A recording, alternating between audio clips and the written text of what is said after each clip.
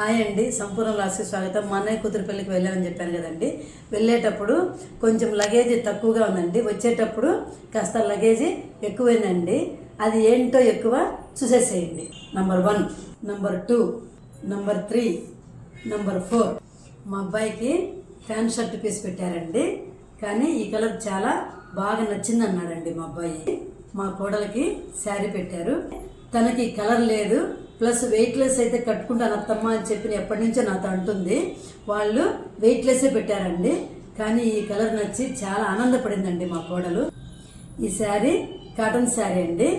ఈ గ్రీన్ శారీ ఎక్కడికి పోయినా కూడా నాకు నన్ను అంటి పెట్టుకొని వస్తున్నట్లు, ఎవరిలో పోయినా కూడా గ్రీన్ గ్రీన్ అంటూ వచ్చేస్తుందండి నాతో పాటు. అయితే నేను కాటన్ శారీస్ కట్టుకుంటానని చెప్పని మా అన్నయ్య వాళ్ళ వియంకులకి చెప్పి మా చెల్లెలు కాటన్ శారీసే కట్టుకుంటుందని చెప్పని కాటన్ శారీ పెట్టించారండి. ఇది చాలా అందంగాను చాలా బాగుందండి. పెద్దవాళ్ళు పెద్ద తరహాగా కట్టుకునేది చాలా నచ్చిందండి.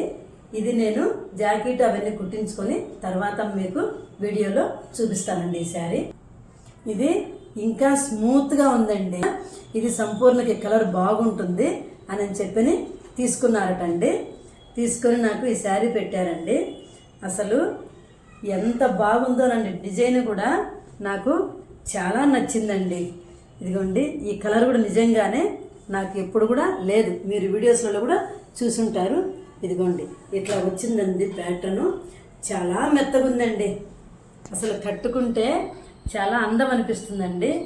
తర్వాత నేను మళ్ళీ ఈ శారీను కట్టి మీకు వీడియోలో చూపిస్తానండి.